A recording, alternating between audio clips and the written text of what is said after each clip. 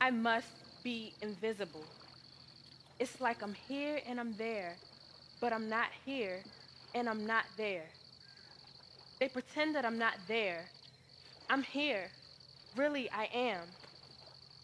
They think I don't know what I'm doing or saying. I make sense. Really, I do. My life is just as important as yours. Yet you don't see me? I'm just a speck of dust you can just blow away or sweep under a rug? Say it isn't so. You see me, right? Down to the very essence of my soul that I live and breathe. God breathed the same breath into me as into you.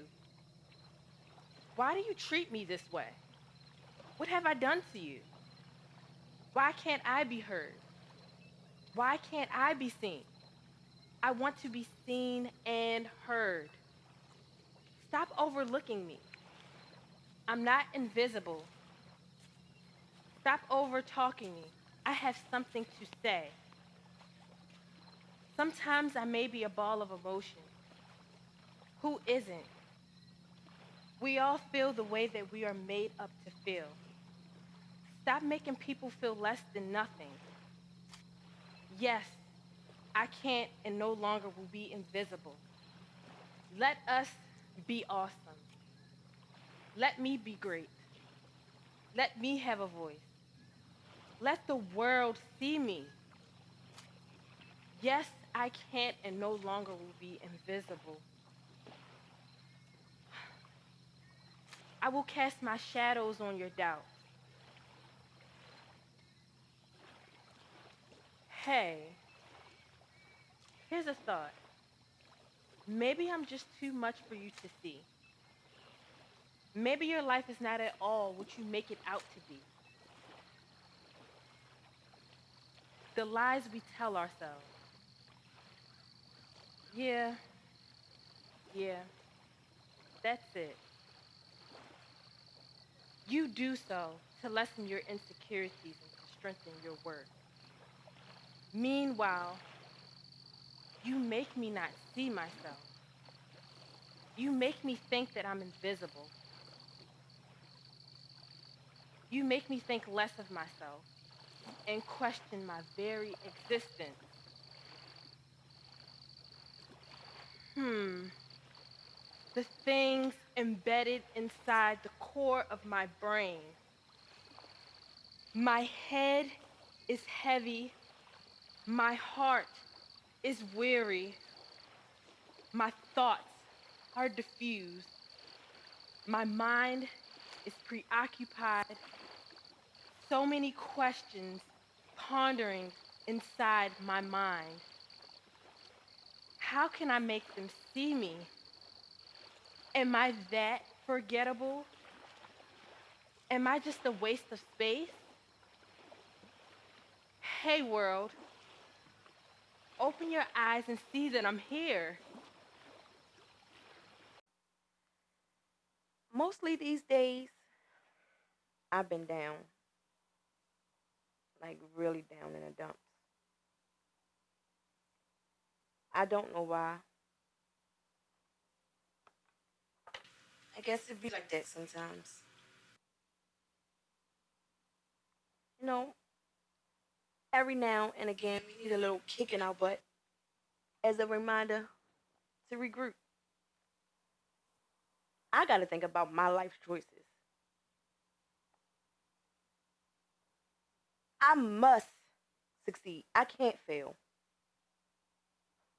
So I smile through my tears. I got to stand tall and hold my head up high.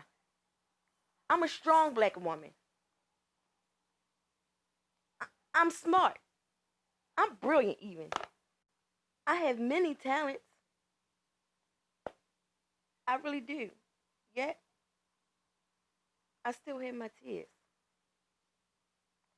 Maybe these tears is is helping me cleanse my soul. Maybe I'm incomplete. Mm. Maybe it's a void in my life. May- Maybe. I don't know. I just can't put my finger on it. Don't judge me. No. I smile and I smile until my face hurts because I can't let nobody see my sadness. I help others, but I can't help myself. I refuse to be helpless. That's a big contradiction. You seek my help, but I won't seek help. No, I can't give into society curveballs. I gotta keep telling myself over and over and over again that I can't be weak and needy. You know what? Any big challenges, I accept it. Bring it on. So ask yourself, are you weak because you cry? No. Are you gonna take your life because you cry? No. Is it the end of the world? No. So smile more and frown less. Try. I guarantee you'll live longer and you'll be healthier. Well, I smile through my tears because that's my way of fixing me. It's quite refreshing. Like I said, try it sometimes. It's simply delightful. I'm crying now while I'm smiling. Deep down inside of me, I'm having a complete cleansing going on. And even though I have those days where I'm really down in the dumps, I smile through my tears. She was lying in bed as I was leaving for work that morning. The blankets was pulled up to only where her hair was showing. I gently leaned over and kissed her, and she looked up at me with those beautiful brown eyes. As I went to leave, I left a small box beside her, and then I stepped back and watched her sleep. I wasn't working all day on that day, which was cool. Made time pass by sooner. You see, I was pumped about seeing my wife that afternoon. You see, it was our anniversary, and in that small box I left beside her were instructions to prepare for our getaway. We would be going on a 7-day Caribbean cruise. She knew we were saving up for it, but she did not know we would be going away on our anniversary. It would be our 20th anniversary. So I left work, and then I got stuck in traffic, and then I got pulled over by a cop. Say I did a rolling stop at a stop sign. I can remember trying to turn down my block, but there was emergency vehicles all over the place, and the only thing that I could think of was I needed to get to my wife. So I got out of my car to find out what was going on. And there was an innocent bystander standing there. He had this blank look on his face, as if he was in a trance. He said that the house was gone. And I'm like, what are you talking about? And he pointed in a direction to where my house should have been. And I bolted off. I was running, and I was pushing everyone out of the way. And my neighbor tried to restrain me, and I pulled away. And I walked up to where my house should have been. And I just stood there. And I screamed, "Where's my wife?" I mean, my house and my wife was there when I left that very morning. And apparently, my neighbor who witnessed the whole thing had a conversation with my wife that very morning and said that my wife was so excited about the Caribbean cruise and said that she wanted her to keep an eye on the house and to get the mail. And she said she went in the house only to come rushing back out because she heard this loud commotion. She said that the house was sinking as if it was in quicksand. And she said that she heard my wife screaming for help. And she got on the phone and she called the ambulance and the police and everyone she can think of. And by the time the authorities arrived, it happened so quick. She could no longer hear my wife screaming, and the house was gone. I began to shake my neighbor. The house swallowed up my wife, And the authorities wanted to grab me. They wanted to question me about my house, my wife, and my relationship. They said they would do an investigation and get back in touch with me. Several weeks have passed since my wife's disappearance.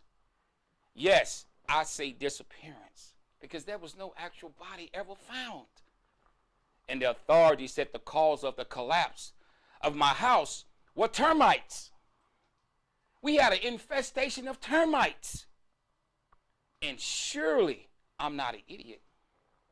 No termites couldn't have eaten my wife. There was no remnants of my house or my wife. So where is she? Several months have passed, and I was getting desperate. I had to seek spiritual, mystical, and supernatural help. So I decided to leave town. I got most of my money back from the cruise, and I left. I did not realize it had been a year when I came back in town. My job said I can take as much time as needed. Just when I was beginning to get my mind right, I decided to get a new apartment and went back to work. It was my anniversary again.